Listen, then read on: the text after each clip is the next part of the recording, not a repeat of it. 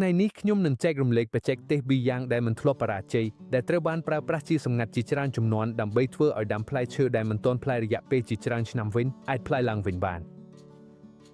ដូច្នេះប្រសិនបើដើមឈើរបស់អ្នកមិនផ្លែទេសូមតាមដានឲ្យល្អព្រោះវិធី3នេះនឹងធ្វើឲ្យអ្នកភ្ញាក់ផ្អើលយ៉ាងអស្ចារ្យហើយអ្វីដែលល្អបំផុតគឺយើងអាចអនុវត្តវាបានដោយប្រើអ្វីដែលមានស្រាប់នៅផ្ទះដូច្នេះតើយើងចាប់ផ្ដើមទេល្អហើយយើងចាប់ផ្ដើមជាមួយវិធីទី1វិធីនេះគឺគម្រោងមាននរណាមើលឃើញហើយខ្ញុំប្រកាសថាមនុស្សជាច្រើនមិនដែលឃើញវាមុនឡើយវាជាបច្ចេកទេសបុរាណមួយហើយងាយស្រួលធ្វើផងដែរដើម្បីធ្វើវាអ្វីដំបូងយើងត្រូវសម្រេចចិត្តថានឹងធ្វើនៅទីណាក្នុងករណីនេះខ្ញុំនឹងធ្វើលើដំណាំស្លឹកសំខាន់របស់ដើមក្រូចឆ្មានេះព្រោះវាជាដើមឈើក្មេងហើយវាអាចឲ្យខ្ញុំបង្ហាញឲ្យអ្នកឃើញអ្វីល្អបំផុតប៉ុន្តែអ្នកក៏អាចធ្វើវាបន្តិចទៀតនៅខាងក្រោមឬខាងលើនៃដំណាំផងដែរគ្មានបញ្ហាអ្វីឡើយបន្ទាប់ពីយើងជ្រើសរើសតំបន់រួចហើយយើងត្រូវការព្យួរជីវស្អាតនិងបានបន្សាបមេរោគល្អមួយបន្ទាប់មកដោយដែលដើមឈើនេះនៅតែវ័យក្មេងហើយដំណាំមិនទាន់ក្រិនទេខ្ញុំនឹងកាប់ប្រហែល1អ៊ីងឬប្រហែល2ឬ3សង់ទីម៉ែត្រមិនចាំបាច់ធ្វើឲ្យធំដល់សោះទេអ្វីដែលយើងនឹងធ្វើគឺកាត់តូចពីដោយមានរាងត្រីកោណបើតែដូច្នេះ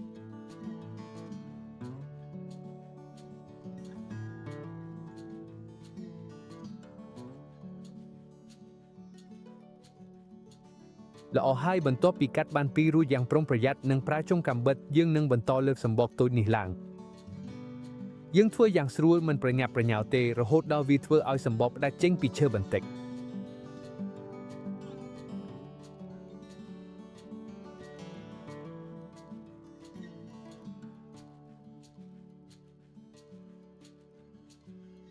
ហើយមើលទៅវាធ្វើឲ្យមានរបៀបបែបនេះ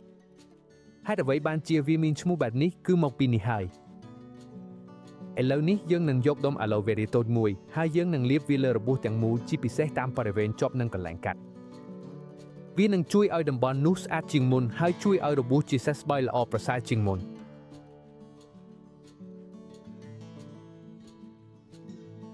បន្ទាប់ពីធ្វើរួចហើយយើងនឹងយកដំបងដុសធ្មេញធម្មតាមួយហើយដាក់វាចូលក្រោមសម្បកដើម្បីឲ្យសម្បកត្រូវបានលើកឡើងបន្តិចមិនចាំបាច់លើកវាឲ្យខ្ពស់ពេកទេគ្រាន់តែឲ្យមានចន្លោះតូចមួយប៉ុណ្ណោះឥឡូវនេះពេលយើងដាក់ដំបងរួចហើយយើងនឹងយកក្រណាត់ឬក្រណាត់ស្អាតមួយដុំហើយរុំវាចូលជុំវិញដើម្បីឲ្យវាចាប់ជាប់ល្អខ្ញុំចូលចិត្តប្រើក្រណាត់ព្រោះវាឲ្យសម្បកដើមឈើដកដង្ហើមបានហើយងាយស្រួលដកចេញនៅពេលក្រោយផងដែរហើយចុងក្រោយយើងនឹងបំពង់ខ្សែក្រអូបតិចតួចលើរបួសទាំងមូលនេះគឺជារឿងដែលស្ទើរមនុស្សគ្រប់គ្នាស្ទើរតែមាននៅផ្ទះហើយវាមានលក្ខណៈប្រឆាំងផ្សិតល្អណាស់ជួយការពារតំបន់នោះខណៈពេលវាកំពុងជាសះស្បើយហើយវាគួរតែមានរូបរាងដូចនេះឥឡូវនេះប្រហែលជាអ្នកកំពុងសួរថាហេតុអ្វីយើងត្រូវធ្វើអ្វីទាំងនេះព្រោះការបង្កការខូចខាតតិចតួចដែលយើងគ្រប់គ្រងនេះបង្ខំឲ្យដើមឈើត្រូវតែប្រតិកម្មដើមឈើយល់ថាមានអ្វីមួយកំពុងកើតឡើងនៅតំបន់នេះហើយវាបើកប្រព័ន្ធការពារនិងស្ដារឡើងវិញរបស់វាហើយជាញឹកញាប់ពេលដើមផ្លែឈើមួយមិនបានផ្លែរយៈពេលជាច្រើនឆ្នាំការបង្កើនសកម្មភាពបែបនេះអាចជួយឲ្យវាផ្ដល់ការបានល្អក្នុងអនាគតវាក៏គួរតែដឹងផងដែរថាជាទូទៅវិធីបែបនេះគេធ្វើចាប់ពីចុងរដូវរងារហូតដល់ដើមរដូវផ្ការីកពេលដែលដើមឈើចាប់ផ្ដើមសកម្មនិងមានសមត្ថភាពប្រតិកម្មខ្លាំងជាងបើអ្នកចូលចិត្តវិធីនេះសូមត្រៀមខ្លួនឲ្យរួចព្រោះវិធីបន្ទាប់នឹងកាន់តែអស្ចារ្យជាងនេះទៀតនេះជាវិធីសាស្ត្រមួយដែលមានដើមកំណើតពីសម័យរ៉ូមបុរាណសូមស្រមៃពីវិធីសាស្ត្រមួយមើលដែលគេបានប្រើប្រាស់រយៈពេលរយៈរយសតវត្សមកហើយដល់សប្តាហ៍ថ្ងៃនេះវានៅតែមានប្រសិទ្ធភាពយ៉ាងអស្ចារ្យហើយអ្វីដែលល្អបំផុតគឺវាងាយស្រួលធ្វើជាងវិធីមុនទៀតដូច្នេះសូមយកចិត្តទុកដាក់ណាស់ព្រោះយើងនឹងបន្តទៅវិធីបន្តល្អហើយឥឡូវយើងនឹងចូលទៅវិធីទី2គឺវិធីសាស្ត្រប្រាកាក់ហើយខ្ញុំប្រាប់អ្នកមួយចំណុចវានឹងជាវិធីសាស្ត្រមួយដែលងាយស្រួលបំផុតក្នុងវីដេអូទាំងមូលនេះដើម្បីធ្វើវាយើងត្រូវការត្រឹមតែរបស់ពីរប៉ុណ្ណោះគឺកាក់តូចមួយនិងច្រវាក់មួយរបស់ទាំងនេះស្ទើរតែគ្រប់គ្នានៅផ្ទះដូច្នេះយើងចាប់ផ្ដើមធ្វើវាអ្វីដំបូងយើងត្រូវធ្វើគឺស្វែងរកកន្លែងស្អាតមួយលើដំណាំឈើកន្លែងដែលកាក់អាចភ្ជាប់បានយ៉ាងល្អសម្រាប់ករណីនេះព្រោះខ្ញុំកំពុងធ្វើការជាមួយដើមឈើវ័យក្មេងខ្ញុំនឹងធ្វើវាប្រហែលកណ្ដាលកម្ពស់នៃដំណាំនៅតំបន់នេះឥឡូវយើងយកកាក់មួយ ទំហំកាក់មិនសិលសំខាន់ទេប៉ុន្តែវាសំខាន់ណាស់ឲ្យសមស្របនឹងកម្រាស់នៃដំណាំឈើ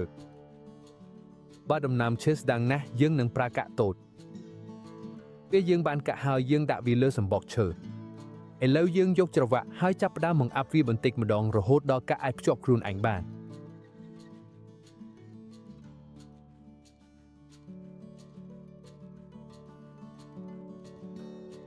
ហើយរួចហើយនេះហើយជារបៀបដែលវាគួរតែមាន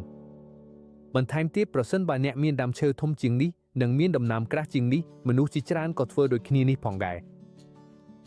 តែជំនួសឲ្យប្រើច្រវាក់ពួកគេប្រើសន្លឹកដែកតូចមួយដើម្បីវាយកាក់ឲ្យជាប់ល្អលើសំបកឈើឥឡូវយើងនឹងយកក្រណាត់តូចមួយឬក្រណាត់ស្អាតមួយហើយយើងនឹងរុំវាជុំវិញយើងគ្រាន់តែប្រើក្រណាត់ដើម្បីចងកាក់ឲ្យមានសុវត្ថិភាពនិងជៀសវាងកាក់ធ្លាក់វាត្រូវតែជាប់ល្អដូចនេះ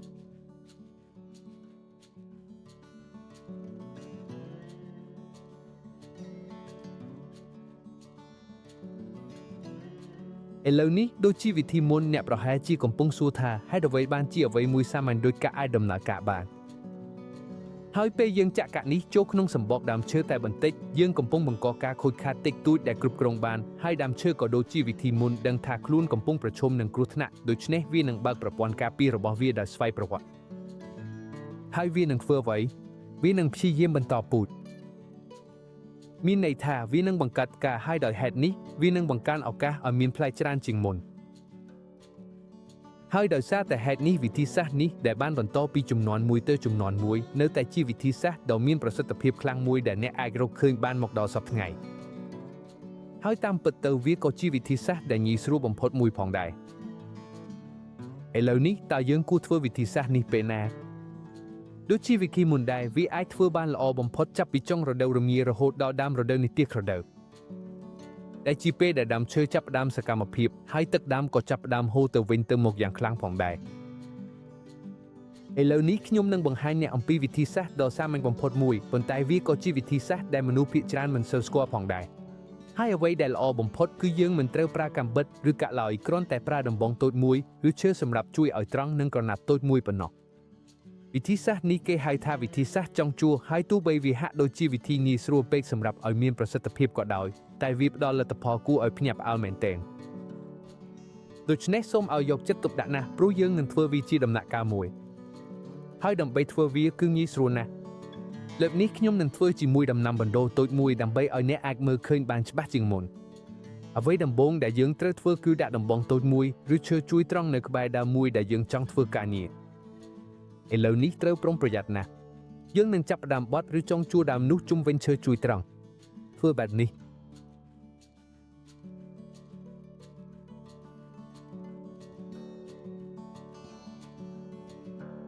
ពេលដែលយើងបានរៀបចំរួចហើយឥឡូវយកក្រណាត់តូចមកភ្ជាប់ដើមដែលបានចងជុំវិញឈើជួយត្រង់